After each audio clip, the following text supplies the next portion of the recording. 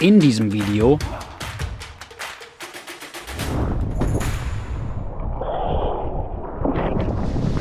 Ja, herzlich willkommen zu meinem Spot-Report hier in St. Pere Pescador an der Costa Brava.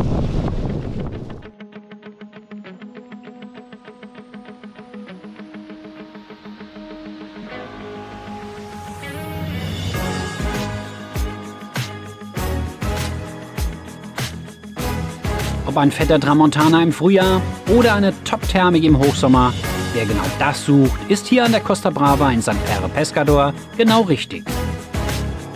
Auf vielen Kilometern Länge bietet der endlose Sandstrand der Bucht von Rosas für alle Wassersportler einen riesigen Spielplatz.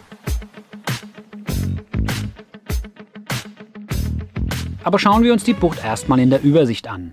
Das Örtchen St. Pere Pescador liegt ein paar Kilometer abseits von der Küste. Mein Einstieg ist der Playa Cal Cristia, recht mittig in der Bucht.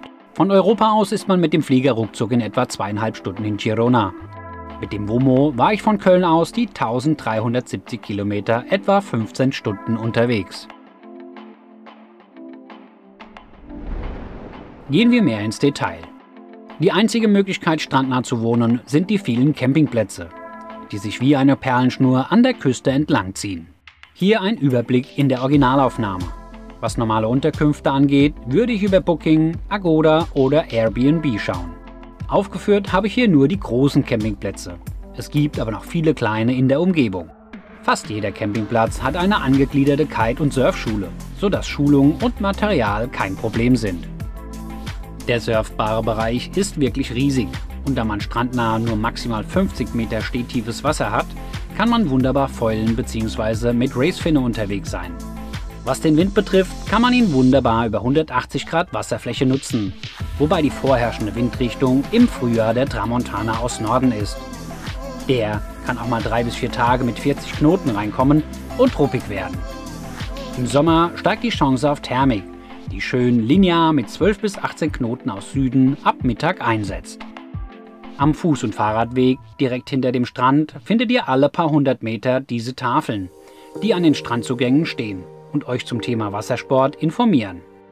Wie hier zu sehen, gibt es in der Hauptsaison von Mitte Juni bis Anfang September nur diese 3 Einstiege. In der Nebensaison, in der ich gerade bin, kann man überall vom Strand aus starten. Was die Parkplatzsituation betrifft, so ist das hier für mich als Kastenwagenfahrer eine Katastrophe. Denn überall ist eine Höhenbegrenzung bis 2,10 Meter. Man wird also indirekt gezwungen, sich einen Campingplatz zu suchen. Und das finde ich ganz schön gewöhnungsbedürftig. Und jetzt geht's auch schon los und ich nehme euch mit eine Runde aufs Wasser. Ein echter Kenner dieses Spots ist der Kite-Dealer Ralf Bulau von Big Boy Sports. Er hält seit vielen Jahren hier im Frühjahr und Herbst ein Festival mit allem, was neu auf dem Markt erscheint, hier ab. Durch den vielen Platz und die 50 Meter Stehrevier würde ich die Bucht als anfängertauglich bezeichnen.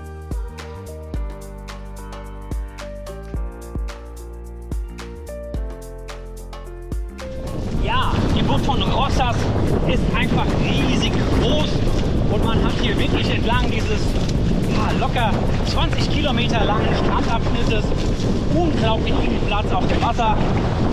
St. Pere Pescador liegt hier relativ mittig mit vielen Campingplätzen hier direkt am Wasser. Also ein traumhaftes Revier mit einer super Thermik. Was die Windausbeute angeht, ist es bei einem thermischen Spot immer ein Glücksspiel. Aber im Sommer stehen die Chancen wenigstens 2:3 und ein Lüftchen geht hier zum Foilen eigentlich immer. Oft ist gar kein Wind angesagt, wie zum Beispiel heute. Und ihr seht, ich bin schön mit dem 12er unterwegs. Ich vermute mal um die 13, 14 Knoten. Der könnte aber noch hochgehen, weil wir jetzt erst kurz nach 2 Uhr haben. Da der Spot mitten in der Bucht liegt, haben es die Wellen schwer, sich aufzubauen. Und der Tramontana kann ganz schön hackig werden. Hi, ist die Düne hier geil! Das sind richtig schöne Kicker!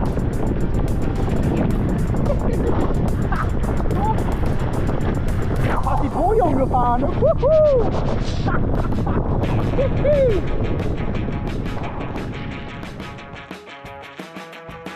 Ich denke, zum Wetter in Spanien muss ich nicht viel sagen. Stabil und ganz schön warm.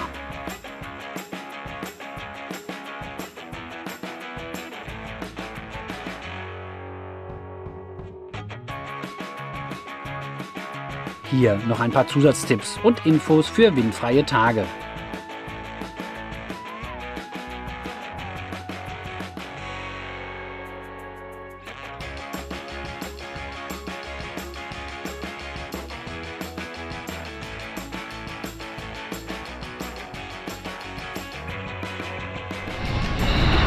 So, jetzt hänge ich mich mal hier an Frank dran.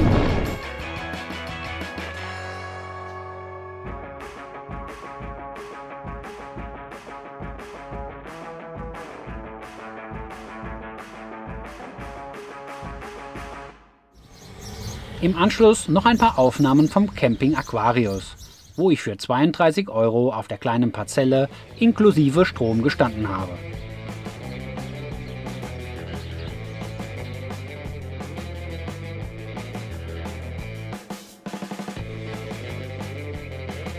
So, hier endet auch schon mein Spot-Report, wie immer kostenlos, aber nicht umsonst. Denn auf meinem Kanal findest du alle Infos wie immer kompakt verpackt. Wenn euch mein Spot-Report gefallen hat, teilt ihn einfach mit euren Freunden. Wenn ihr Wünsche bezüglich Spot-Berichte habt, schreibt sie mir einfach in die Kommentarfunktion. Bis zum nächsten Spot-Report.